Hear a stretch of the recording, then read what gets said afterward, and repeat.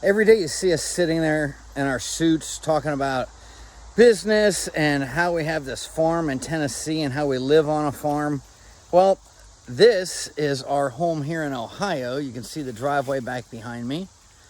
And I decided that I am going to turn this log right here, I'm turning this big piece of oak behind me into a table. And I just bought an Alaskan sawmill to see if I can do that. So let's get to it. Yesterday, Devin and I started using the Alaskan 36-inch sawmill, and we weren't very good at it. You can see I got two different cuts here because, well, we don't know what we're doing yet. So today I figured I'd move to the little one. And besides, I only have a 20-inch bar on my chainsaw. Definitely not big enough to do a tree like that. So I knew I was going to need to buy another chainsaw. Well, I'm just getting prepped and seeing. I always like to practice this stuff before I haul it all down to Tennessee, being that we have to fit it in a smaller airplane and we have to watch our weight. I really don't want gasoline fumes, so I'd rather just buy the right chainsaw down there. And I've determined that the chainsaw I have here is definitely not big enough. But Devin's little chainsaw works pretty good with this edging sawmill. So far, I am very fond of the Alaskan Sawmill products. I just need to figure out how to use them. But they do seem very sturdy. They're solid. When I started to use it, it was simple to put together. You'll see some of the extra tools other than a chainsaw. And something I learned from my dad. When you have a black tool that you're liable to leave laying somewhere in the woods, make sure you spray paint it with a bright color paint. So I just spray painted all the wrenches and everything that I have blaze orange. That way it's easier to see. When I was setting this up, they told me to mount it 1/4 inch in from the board. Apparently, they didn't factor that the board wasn't straight. So it looked good enough by my eye. And as soon as I used a chalk line, you can still see the blue chalk there, I realized that it stuck out quite a bit in the center. And after my very first cut, well, you can see on the edge here how that chainsaw cut it right off, and now it's a perfect 1/4 inch. So the key is make sure if you have a bow, when you're mounting that rail for the edger, make sure you use a chalk line. Don't just count on the board to be straight. And then make sure you go on the side that is bowed out. Use the crown side of the wood, not the concave side. That way you can just have it perfect at both ends like that, and your chainsaw on the first cut will cut straight through. Well, so far that's what I figured out.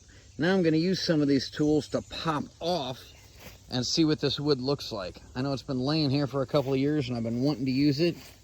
Unfortunately, you see the stuff growing on it. It's rotting around the outside inch or so.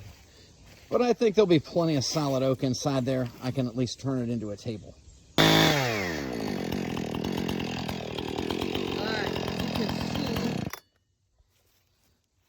I got tired of using the kids' little chainsaw, so I got out a much larger one. A lot easier to work that way. And this piece of oak that we have definitely looks good inside. I can use that. We're gonna have some beautiful grain. I still have the crosscut saw blade cut at 30 degrees.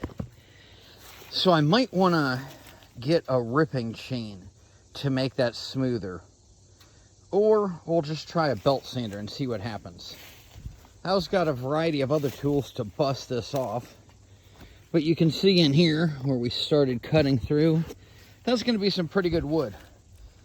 I think the reason I'm not cutting this perfectly straight is because this is flimsy. I definitely need to go to the store and get some wedges. So make sure if you're using a chainsaw sawmill, you got plenty of wedges. So I was cutting through this huge piece of oak, and you can see down here, it's kind of cutting at an angle. And when I got to this bigger piece, it is really cutting at an angle, which means my blade is dull. So I took the blade off, and anytime I do that, I try and clean it out. I don't know why I use a toothbrush, probably because my dad was a dentist, and he always had extra toothbrushes lying around. But I get some of the extra oil, and we are burning through a lot of bar and chain oil cutting through this seasoned oak. It is very hard. And what surprised me is when I took the chain off, it really isn't that dull. You can see some of the edges are rounded there. But if you look at the inside cutting edge, it isn't too bad. Which means this is just a very, very tough piece of wood.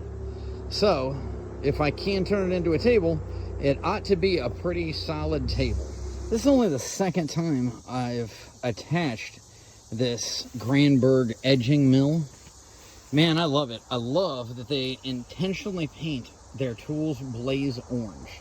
It fits in with all of my tools and everything I'm spray painting, and I don't even have to spray paint it on my own. I have taken this off of the little chainsaw and put it on my somewhat bigger one, about a 50 horsepower. And I got to tell you, I don't know why I started with the little one. I was afraid that the tip would go into the ground and dull my chain. But this thing's so easy to adjust. You can set it at any depth you want to make sure it's the right length. So yeah, I think I'll just be using my chainsaw from now on. Well, let's get this tightened up, which really only takes a minute. Then we spin the chain to make sure it's free.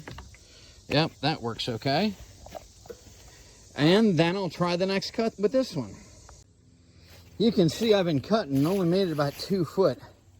And that chain is smoking. It's already getting loose. I think we're going to have to try something different with this one.